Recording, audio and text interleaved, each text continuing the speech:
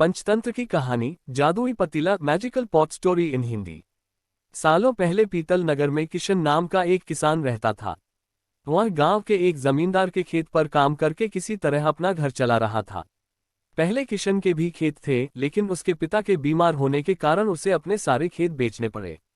मजदूरी में मिलने वाले पैसों से पिता का इलाज कराना और घर का खर्च चलाना मुश्किल हो रहा था।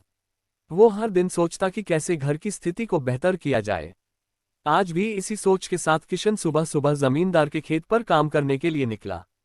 खुदाई करते समय उसकी कुदाल किसी धातु से टकराए और तेज आवाज हुई। किशन के मन में हुआ कि आखिर ऐसा क्या है यहाँ।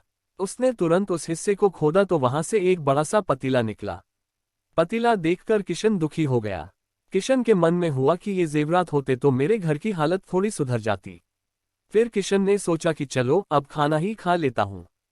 किशन ने खाना खाने के लिए अपने हाथ की कुदाल उस पतीले में फेंक दी और हाथ मुंह धोकर खाना खाने लगा।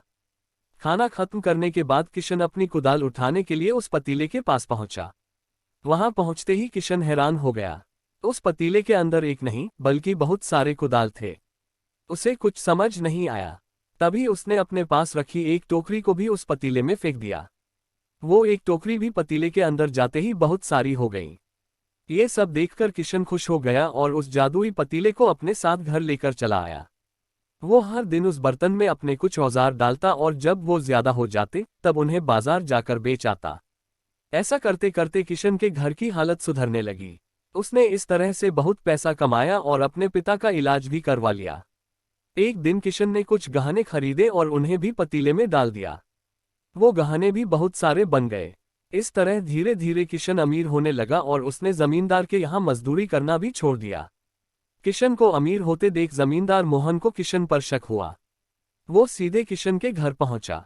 वहां जाकर उसे जादुई पतीले के बारे में पता चला।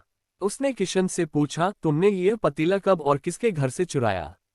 डरी हुई आवाज में किशन बोला, साहब, ये पतीला मुझे खेत में खुदाई के समय मिला था। मैंने किसी के घर चोरी नहीं की है।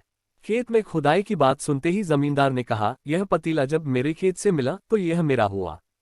किशन ने जादुई पतीला न लेकर जाने की बहुत मिन्नतें की, लेकिन जमींदार मोहन ने उसकी एक नहीं सुनी। वो जबरदस्ती अपने साथ वो जादुई पतीला लेकर चला गया। जमींदार ने भी किशन की ही तरह उसमें सामान डालकर उन्हें बढ़ाना शुरू किया। एक दिन जमींदार ने अपने घर में मौजूद सारे गहने एक एक करके उस पतीले में डाल दिए और रातों रात बहुत अमीर हो गया। एकदम से जमींदार के अमीर होने की खबर पीतल नगर के राजा तक पहुंच गई। पता लगाने पर राजा को भी जादुई पतीले की जानकारी मिली। फिर क्या था, राजा ने तुरंत अपने लोगों को भेजकर जमींदार के यहाँ से वो पतीला राजमहल मंगवा लिया।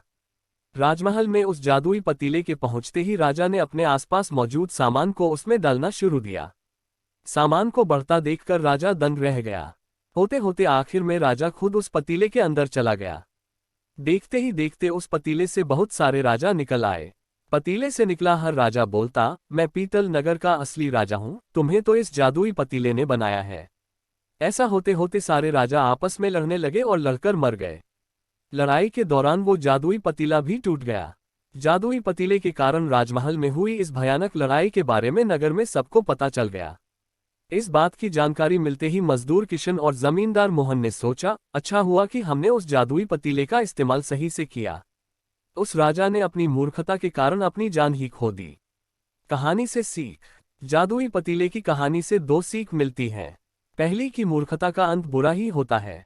दूसरी यह कि हर सामान का इस्तेमाल संभल कर करना चाहिए, अति हानिकारक हो सकती है।